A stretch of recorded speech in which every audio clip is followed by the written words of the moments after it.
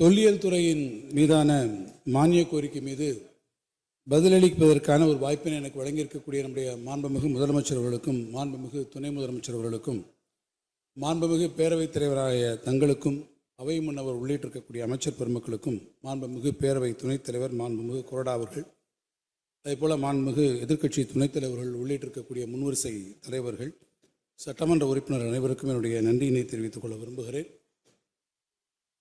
எங்களையெல்லாம் ஆளாக்கி அரசியலிலே வழிகாட்டி மறைந்திருக்கக்கூடிய ஆருயிர் தலைவர் கலைஞர் அவர்கள் துகிலுமிடம் நோக்கி தொழுது என் பதிலுரையை துவங்குவதற்கு விழைகிறேன். பேரவைத் தலைவர்களே, பண்டைய தமிழ் சமூகத்தின் தொன்மை, பண்பாடு, தொழில்நுட்பம் மற்றும் விழுமியங்களுக்கு பெருமை சேர்க்கக்கூடிய வகையில் இந்த துறை செயலாற்றி கொண்டு வருவதை நாம் நன்றாக அறிவோம். தமிழ்நாடு ஏறத்தாழ 15 லட்சம் ஆண்டுகள் மனிதகுல வரலாற்று தொன்மையை தன்னிடத்திலே கொண்டிருக்கக்கூடிய நிலப்பரப்பாக இருக்கிறது. தமிழ்நாட்டினுடைய தொல்லியல் துறை அண்மையில் மேற்கொண்ட அகழ்வாய்வுகளின் அறிவியல் அடிப்படையிலான முடிவுகள் தமிழ்நாட்டினுடைய தொன்மை வரலாற்றின் மீது ஒரு புதிய வரலாற்று வெளிச்சத்தை பாய்ச்சியிருக்கிறது. கழக அரசு பொறுப்பேற்றுக் கொண்டிருக்கக்கூடிய இந்த 2021ஆம் ஆண்டு துவங்கியிருக்கக்கூடிய அந்த ஆண்டு முதல் இதுவரை தமிழ்நாட்டில் 18 இடங்களிலே அகழ்வாய்வுகள் பெருமளவிலே மேற்கொள்ளப்பட்டிருக்கின்றன. மாண்புமிகு முதலமைச்சர்கள் இந்த ஆண்டு கீழடி உள்ளிட்டிருக்கக்கூடிய 8 இடங்களில் புதிதாக அகழ்வாராய்ச்சிகளை மேற்கொள்வதற்காக அவர்கள் ஆணையிட்டிருக்கிறார்கள். மொழியினுடைய தொன்மையை நமக்கு பறைசாற்றுவதற்காக கீழடி, நிலப்பரப்பினுடைய தொன்மையை எடுத்துச் சொல்வதற்காக பற்றை பெரும்புதூர், இரும்பின் தொன்மையை எடுத்துச் சொன்னது சிவகலை, தொழிலின் தொன்மையை எடுத்துச் சொன்னது கொடுமணல், நுண்கால தொன்மையை எடுத்துச் சொன்னது வெம்பக்கோட்டை, புதிய கற்கால தொன்மையை நமக்கு எடுத்துச் சொன்னது சென்னானூர். அதே வரிசையில் கடல் வணிகத்தினுடைய தொன்மையை நமக்கு எடுத்துச் சொன்ன இடங்கள் பூம்புகாரும் கொற்கையும். இதே வரிசையிலே கால வரிசையில் நீங்கள் வருவீர் என்று சொன்னால் ஒரு முதிர்ந்த வரலாற்று காலத்தினுடைய தொன்மையை நமக்கு எடுத்துச் சொன்னது கங்கை கொண்ட சோழபுரத்திலே நாம் மேற்கொண்டிருக்கக்கூடிய அகழ்வாய்வுகள். இன்னும் நான் குறிப்பிட்டு சொல்ல வேண்டும் என்று சொன்னால், இந்த இந்திய பூபாகத்தில் தென்னிந்தியாவிலே கிபி 10ஆம் நூற்றாண்டுக்கு முன்பாக கட்டப்பட்டிருக்கக்கூடிய அரண்மனையினுடைய பகுதிகளை கண்டறியப்பட்டிருக்கக்கூடிய ஒரே ஒரு அகழ்வாய்வு நம்முடைய கங்கை கொண்ட சோழபுரம் அகழ்வாய்வு என்பதை நான் இந்த மாமன்றத்திலே பெருமையோடு தெரிவித்துக் கொள்ள விரும்புகிறேன். இந்த அகழ்வாய்வுகளிலே கிடைக்கப்பட்டிருக்கக்கூடிய பல்வேறு தொல்பொருள்களை முறையான வகையிலே சர்வதேச வகையிலே காட்சிப்படுத்துவதற்கு அருங்காட்சியகங்களை நம்முடைய மாண்புமிகு முதலமைச்சர் அவர்கள் ஆணையில் பல்வேறு இடங்களிலே நாம் அமைத்து கொண்டு வருகிறோம். மிக முக்கியமாக மதுரை அருகே இருக்கக்கூடிய கீழடி அருங்காட்சியகம் இன்றைக்கு லட்சக்கணக்கான மக்களை தன்னகத்திலே அது ஈர்த்து கொண்டிருக்கிறது. அதனைத் தொடர்ந்து பொருணை அருங்காட்சியகம் ஈரோடு மாவட்டத்திலே, தஞ்சை மாவட்டத்திலே, அதே போல ராமநாதபுரம் மாவட்டங்களிலே புதிய அருங்காட்சியகங்கள் அமைப்பதற்கு நம்முடைய மாண்புமிகு முதலமைச்சர் அவர்கள் இன்றைக்கு ஆணைகளை வழங்கி அதற்கான பணிகள் நடைபெற்றுக் கொண்டிருக்கின்றன. இந்த அருங்காட்சியக பணிகளில் பொருணை அருங்காட்சியக பணி என்பது இன்றைக்கு மிக வேகமாக நடைபெற்று கொண்டு வருகிறது. ஏறத்தாழ 70% பணிகள் முடிந்திருக்கிறது. மிக விரைவில் நம்முடைய மாண்புமிகு முதலமைச்சருடைய திருக்கரங்களாலே பொருணை அருங்காட்சியகம் திறந்து வைக்கப்படுகிறது என்பதை நான் இங்கே பெரும் மகிழ்ச்சியோடு நான் தெரிவிக்க கடமைப்பட்டிருக்கிறேன். பேரவைத் தலைவர் அவர்களே, பொருணை நதி பாயக்கூடிய நம்முடைய நெல்லை மாவட்டத்திற்கு பல்வேறு சிறப்புகள் இருந்தாலும் அதில் மிக குறிப்பான சிறப்பு பழந்தமிழர் காலந்தொட்டு வழங்கி இருக்கக்கூடிய 5 வகை நிலப்பரப்புகள், 5 உள்ளிருக்கக்கூடிய நிலப்பரப்புகளை உள்ளடங்கிய ஒரு மாவட்டம் நம்முடைய நெல்லை மாவட்டம் என்பதை நாம் பெருமைப்பட சொல்ல முடியும். குறிஞ்சி திணை எடுத்துக்கொண்டால் பொதிகை மலை இருக்கிறது, முல்லை திணைக்கு களக்காடு இருக்கிறது, மருத நிலத்திற்கு அம்பாசமுத்திரம் இருக்கிறது, சேரமாதேவி இருக்கிறது, கல்லிடை இருக்கிறது, திருவைகுண்டம் இருக்கிறது. நெய்தல் திணைக்கு நீங்கள் எடுத்து சொன்னால் கொற்கை இருக்கிறது. ஏன் பாலை திணைக்கு கூட இந்த மாவட்டத்தினுடைய தேரிக்காடுகள் இருக்கிறது. எனவே 5 வகை திணைகளுக்கும் 5 வகை நிலப்பரப்புகளுக்கும் மிக முக்கியமான ஒரு எடுத்துக்காட்டாக திகழக்கூடிய நிலப்பரப்பு நம்முடைய நெல்லை மாவட்டம் என்பதை நான் இங்கே மகிழ்ச்சியோடு சொல்வேன். எனவே அதனுடைய அடிப்படையில் பொருணை அருங்காட்சியகம் என்பது திணை வகையில் அமைக்கக்கூடிய வகையில் ஆதிச்சநல்லூர் கூடங்கள் அதை அமைக்கிற போது அது மருத நிலத்திற்கும் சிவகலை மருத நிலத்தை குறிப்பதாகவும், அதே போல கொற்கை என்பது நெய்தல் நிலத்திற்கும் பாலை நிலத்திற்கும் உரியதாகவும், துளுக்கர்பட்டி என்பது முல்லை நிலத்திற்கு உரியதாகவும் இன்றைக்கு அந்த கூடங்கள் அமைக்கப்பட்டு வருவது தமிழருடைய தொன்மை நிலப்பரப்பினை அடையாளம் காட்டக்கூடிய வகையில் இவையெல்லாம் அமைக்கப்பட வேண்டும் என்பதை நம்முடைய மாண்புமிகு முதலமைச்சர் அவர்கள் எவ்வளவு ஆர்வமாக சுட்டிக்காட்டியிருக்கார் என்பதை நான் இங்கே தெரிவிக்க விரும்புகிறேன். பேரவைத் தலைவர் அவர்களே, குறிப்பாக கடந்த ஆண்டு தமிழ்நாட்டின் தொல்லியல் வரலாற்றில் மிக மிக முக்கியமான ஒரு மைல்கல்லாக இரும்பின் தொன்மையை கண்டறிந்தது அமைந்திருக்கிறது. சிவகலை, மாங்காடு, மயிலாடும்பாறை, தெலுங்கனூர் ஆகிய இடங்களில் கிடைத்த மாதிரிகளின் கால கணக்கீட்டின்படி அந்த ஆய்வின் முடிவில் அறிவுலகம் ஏற்றுக்கொண்டு பாராட்டிய முடிவுகளாக இந்திய திருநாட்டில் நம்முடைய தமிழ்நாட்டின் தான் இரும்பு கால பண்பாடு என்பது இன்றைக்கு 5300 ஆண்டுகளுக்கு முன்பாகவே, அதாவது கிறிஸ்து பிறப்பதற்கு 5335 ஆண்டுகளுக்கு முன்பாக தொடங்கியதை நம்முடைய மாண்புமிகு முதலமைச்சர் அவர்கள் பெருமையோடு அவர் அறிவித்தார்கள். இதன் வாயிலாக உலகிலிட்டு தாதுவிலிருந்து இரும்பை பிரிக்கக்கூடிய அந்த தொழில்நுட்பம் 5300 ஆண்டுகளுக்கு முன்பாக தமிழ்நாட்டில் அறிமுகப்படுத்தியது உறுதியாக இருக்கிறது. எனவேதான் நம்முடைய மாண்புமிகு முதலமைச்சர் சொன்னார்கள், இந்திய துணைக்கண்டத்தினுடைய வரலாறு இனி தமிழ் நிலப்பரப்பிலிருந்துதான் தொடங்கி எழுதப்பட வேண்டும் என்று அவர்கள் அறிவித்ததை தொல்லியல் துறை மிகச்சரியாக இன்றைக்கு உறுதி செய்திருக்கிறது என்பதை நான் பெருமையோடு இந்த அவைக்கு நான் தெரிவித்துக் கொள்ள கடமைப்பட்டிருக்கிறேன். பேரவைத் தலைவர்களே, அகழ்வாய்வுகள் எவ்வளவு முக்கியமாக இருக்கிறதோ அதை போல இந்த துறையினுடைய மிக முக்கியமான ஒரு பகுதியாக இருக்கக்கூடிய கல்வெட்டியல் துறையும் மிக முக்கியமான பங்களிப்பை செலுத்தி வருகிறது. தமிழின் தொன்மைக்கும் செம்மொழி தகுதிக்கும் உரிய சான்றுகளை வழங்கியது நம்முடைய தமிழி கல்வெட்டுக்கள் என்பதை நாம் மிக நன்றாக அறிவோம். சங்க இலக்கியங்களில் குறிப்பிட்டிருக்கக்கூடிய மன்னர்கள், புறநானூற்றிலே குறிப்பிட்டிருக்கக்கூடிய பாண்டிய நெடுஞ்செழியனுடைய பெயர் மாங்குளம், மதுரை மாங்குளத்துக்கு அருகே இருக்கக்கூடிய தமிழி கல்வெட்டிலே இருக்கிறது. அதே போல கரூர் புகழூர் கல்வெட்டிலே நீங்கள் எடுத்துக்கொள்வீர்கள் என்று சொன்னால் சேர மன்னர்களாவில் இருக்கக்கூடிய செல்லுரும்புரை, அதே போல இளங்கடுங்கோ, பெருங்கடுங்கோடைய பெயர்கள் அங்கே தமிழ் எழுத்துக்களிலே பொறிக்கப்பட்டிருக்கிறது.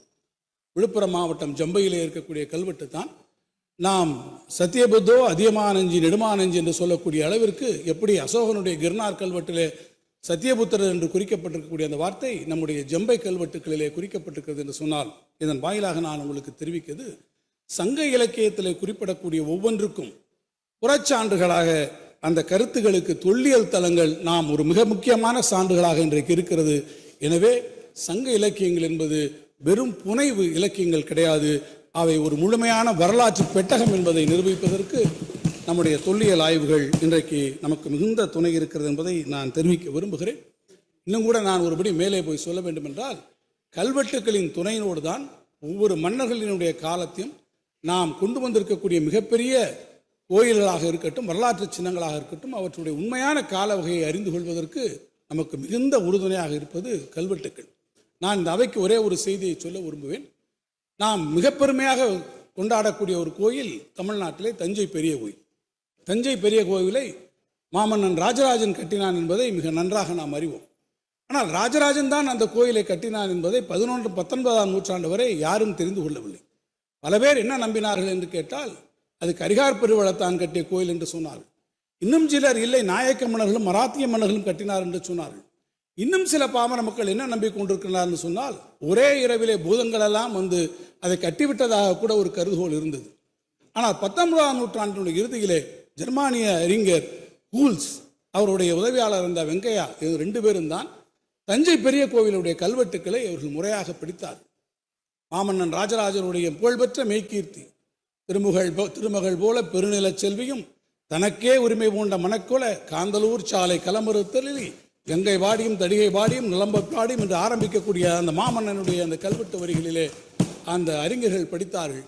பாண்டிய குலாசனி வடநாட்டு தஞ்சாவூர் கூற்றத்து தஞ்சாவூர் நாம் எடுப்பிச்ச திருக்கற்றலி ஸ்ரீ ராஜராஜேஸ்வரம் உடையாருக்கு நாம் கொடுத்தனவும் நம் மக்கள் கொடுத்தனவும் நம் பெண்டுகள் கொடுத்தனவும் மற்றும் கொடுத்தார் கொடுத்தனவும் ஸ்ரீ விமானத்திலே வெட்டியருக என்று திருவாய் மொழிஞ்சு அருளினபடி என்று ராஜராஜன் சொன்னதை அவர்கள் கல்வெட்டிலே வெட்டியதை படித்ததற்கு பிறகுதான் அந்த கோயில் ராஜராஜ சோழனால் கட்டப்பட்டது என்பதை நம்மால் உணர்ந்து கொண்டது. நான் இங்கே குறிப்பிட்டு சொல்வேன், ராஜராஜனுக்கு எவ்வளவோ பெருமைகள் இருக்கலாம், ஆனால் ராஜராஜன் தான் கொடுத்த கொடைகளிலே நான் எடுப்பித்த திருக்கடிகளை என்று சொன்னபோது நான் எடுப்பித்தேன். அதில் நான் கொடுத்த அந்த நிபந்தங்கள் கொடைகள் மட்டுமல்ல, என்னுடைய வீட்டில் இருக்கக்கூடிய பெண்கள் கொடுத்தது, என்னுடைய தமக்கை குந்தவை கொடுத்தது. இன்னும் ஒருபடி மேலே சொன்னார், கொடுத்தார் கொடுத்தோம். நாட்டு மக்கள் எல்லாம் யார் யார் கொடுத்தார்களோ அவையெல்லாம் மன்னனுக்கு சரியாக அவற்றையும் இந்த விமானத்திலே போட்டு பிரித்தர்கள் என்று சொன்ன ஒரே மன்னன் ராஜராஜன். அதை எடுத்து காட்டிய கல்வெட்டு நம்முடைய தஞ்சை கல்வெட்டு என்பதை நான் இந்த நேரத்தில் பெருமையாக சொல்வேன். இன்னும் சொல்ல வேண்டுமென்றால் இந்தியாவிலே கிடைக்கக்கூடிய கல்வெட்டுகளில் மிக அதிகமான கல்வெட்டுக்கள் தமிழ் கல்வெட்டுக்கள். அந்த கல்வெட்டுக்களை எல்லாம் கால வரிசையிலே தூக்கக்கூடிய பணியை நம்முடைய தொல்லியல் துறை மேற்கொண்டு வருகிறது. அதே போல கடந்த ஆண்டு மிக முக்கியமான ஒரு நிகழ்வு சிந்து சமவெளி நாகரிகத்தில் ஜான் மார்ஷல் அவர்களுடைய கண்டுபிடிப்பினை உலகுக்கு அறிவித்து 100 நிறைவானதை ஒட்டி ரோஜா முத்தைய ஆராய்ச்சி நூலகம் இணைந்து ஜனவரி 5, 6, 7 நாட்களில் பன்னாட்டு கருத்தங்கத்தை நம்முடைய மாண்புமிகு முதலமைச்சர் அவர்கள் நடத்தினார்கள். அவர் அந்த நிகழ்ச்சியிலே அறிவித்ததைப் போல சர் ஜான் மார்ஷல் அவர்களுடைய சிலையை நம்முடைய மாண்புமிகு முதலமைச்சர் அவர்கள் அருங்காட்சியகத்திலே அண்மையிலே திறந்து வைத்திருக்கிறார்கள்.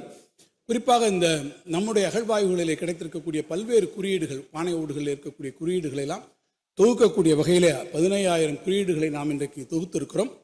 இந்த 15,000 குறியீடுகளில் சிந்துவெளியிலே கிடைத்திருக்கக்கூடிய அந்த முத்திரைகள் பானைகளோடு ஒப்புவமை நோக்கி நாம் ஒரு ஆய்வினை மேற்கொண்டிருக்கிறோம்.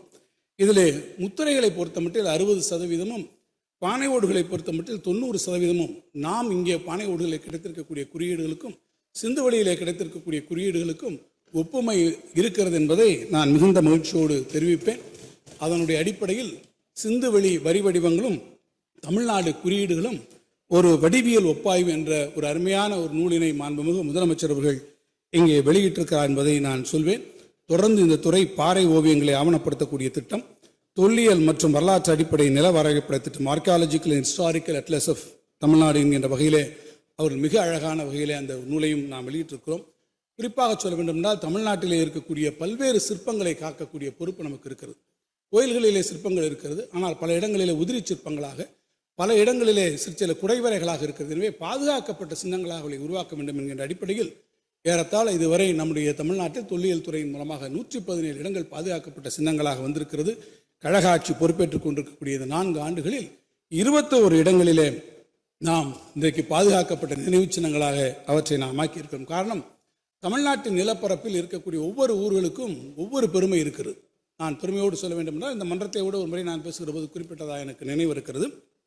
திருவாரூர் எடுத்துக்கொண்டால் திருவாரூர் தேரழகு, திருவிடமருதூர் திருவழகு, கும்பகோணம் கோயிலழகு, மன்னார்குடி மதுரழகு, வேதாரண்யம் விளக்கழகு, நம்முடைய ஸ்ரீரங்கம் நடையழகு, பாபநாசம் படியழகு என்று ஒவ்வொன்றுக்கும் மிக அருமையான ஒரு அழகை சொல்லக்கூடிய ஒவ்வொரு இடங்களும் நமக்கு இருக்கிறது. எனவேதான் பழைய காலத்திலே சிற்ப வேலைப்பாடு செய்வர்கள் கூட இங்கே இருக்கக்கூடிய மிக முக்கியமான நுண்ணிய வேலைப்பாடுகளை நீக்கித்தான் இந்த வேலையை செய்வோம் என்று சொல்வார்கள். குறிப்பாக தஞ்சை மாவட்டம் திருவலஞ்சூலியில் இருக்கக்கூடிய பலகினி, திருவேலிமலையில் இருக்கக்கூடிய ஒவ்வாலத்தி மண்டபம், நனிவெள்ளி விமானம், கடாரங்கொண்டான் மதில், அதே போல தாரமங்கலம் சிற்பங்கள், ஆவுடையார் கோவில் கொடுங்கை என்று இருக்கக்கூடிய மிக முக்கியமான சிற்பங்களை நாங்கள் எங்களால் செய்ய முடியாது என்று புறநடை நல்கக்கூடிய அளவிற்கு சிற்பச்செல்வம் வாய்ந்திருக்கக்கூடிய பூமி நம்முடைய தமிழ்நாடு பூமி என்பதை நான் இங்கே சொல்வேன்.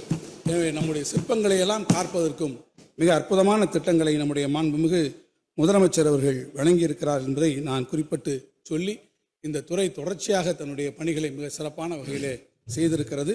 பேரவைத் தலைவர்களே, இங்கே 5 சட்டமன்ற உறுப்பினர்கள் தங்களுடைய வெட்டு தீர்மானங்களை கொடுத்திருக்கிறார்கள். குறிப்பாக நம்முடைய செந்தில்நாதன் அவர்கள் கீழடியிலே இருக்கக்கூடிய அகழ்வாய்வதற்கு நிதியை ஒதுக்க வேண்டும், அங்கே அந்த பணிகளுக்காக நில உடைமையாளர்களுக்கு பணம் கொடுக்குவதற்காக நிதி தர வேண்டும் என்று கேட்டிருக்கிறார்கள். ஏறத்தாழ நம்முடைய மாண்பு முதலமைச்சர் 8.2 கோடி ரூபாய் அதற்கு நிதி ஒதுக்கி அந்த நில உடைமையாளர்களுக்கு கொடுக்கப்பட்டிருக்கிறது. நம்முடைய சிவகங்கை மாவட்ட ஆட்சித்தலைவருக்கு அந்த பணம் அனுப்பப்பட்டிருக்கிறது. விரைவிலே துறைக்கு அது பட்டாமாறுதல் செய்யப்படும் என்று நான் தெரிவிக்க விரும்புகிறேன். அதே போல உரையாற்றிய அண்ணன் சேவூர் ராமச்சந்திரன் அவர்கள் பூசிமலை குப்பம் பகுதியிலே வாழ்ந்த பழமை வாய்ந்திருக்க அந்த ராணி மாளிகையை நீங்கள் பாதுகாக்கப்பட்ட நினைவு சின்னமாக அமைக்க வேண்டும் என்றும் சுற்றுலா தலமாக அமைக்க வேண்டும் என்று கோரியிருக்கிறீர்கள். திருவண்ணாமலை மாவட்டத்தில் 6 இடங்கள் அவ்வாறு அமைக்கப்பட்டிருக்கிறது. அந்த பகுதியை, பூசிமலை குப்பம் பகுதியை ராணி மாளிகையை பாதுகாக்கப்பட்ட நினைவு சின்னமாக செய்ய அரசு நடவடிக்கை மேற்கொண்டு வருகிறது. மாண்புமிகு உறுப்பினர் அண்ணன் அகிரி கிருஷ்ணமூர்த்தி அவர்கள் நம்முடைய பழங்கால அரண்மனைகள், கோட்டைகள் இவற்றையெல்லாம் புனரமைத்து பாதுகாக்க வேண்டும் என்று வெட்டு தீர்மானம் கொடுத்திருக்கிறார்கள். நம்முடைய திருமலை நாயக்கர் மகால் அந்த வகையில் ஏறத்தாழ 8.27 லட்சம் ரூபாய் செலவிலும், தரங்கம்பாடியில் இருக்கக்கூடிய கவர்னர் மாளிகை 4.46 கோடி லட்சத்திலும் நம்முடைய கோடியிலும், நம்முடைய தஞ்சை அரண்மனை தர்பார் ஹால் 7 கோடி ரூபாய் மதிப்பீட்டிலும் இப்போது பணிகள் நடைபெற்று கொண்டிருக்கின்றன. அதேபோல தஞ்சை அரண்மனையின் புகழ்பெற்ற ஷார்ஜா மாடி 10 கோடியில், டேனிஷ் கோட்டை ஒரு 3.7 கோடி ரூபாயிலும், திருமலை நாயக்கர் மகாலில் இருக்கக்கூடிய பல்வேறு பணிகள் 3 கோடி ரூபாயிலும் அவையும் நிறைவேற்றப்பட்டு கொண்டிருக்கிறது. நம்முடைய மாண்புமிகு உறுப்பினர் அண்ணன் விஜயபாஸ்கர் அவர்கள் கொடும்பாளூர் கோவிலை நாம் சிறப்பான முறையில் பராமரிக்க வேண்டும் என்று கேட்டிருக்கிறார்கள். அது ASI, archaeological survey of India, மத்திய தொல்பொருள் அளவீட்டுத்துறையினுடைய கீழே வருகிற காரணத்தால் அதில் நாம் நேரடியாக செய்யாவிட்டாலும் கூட கொடும்பாளூர் கோவில் மிக முக்கியமான கோவில் என்பதை நாங்களும் உணர்ந்திருக்கிறோம். எனவே தமிழ்நாடு அரசினுடைய சார்பில் தைரியம் செய்வதற்கு வாய்ப்பு இருந்தால் நிச்சயமாக அதை அரசு கவனத்திலே கொள்ளும் என்பதை நான் இங்கே தெரிவித்துக் கொண்டு, இந்த துறையினுடைய இந்த மானிய கோரிக்கைகளை நிறைவேற்றுவதற்கு மிக குறிப்பாக நம்முடைய துறையினுடைய கூடுதல் தலைமை செயலாளர் திரு மணிவாசன் அவர்கள், ஆணையர் திரு உதயச்சந்திரன் அவர்கள், அதனுடைய ஆலோசகர் ராஜன் அவர்கள், கூடுதல் இயக்குனர் சிவானந்தம் உள்ளிட்டிருக்கவர்களுடைய மிகுந்த துணை இருந்திருக்கிறார்கள்.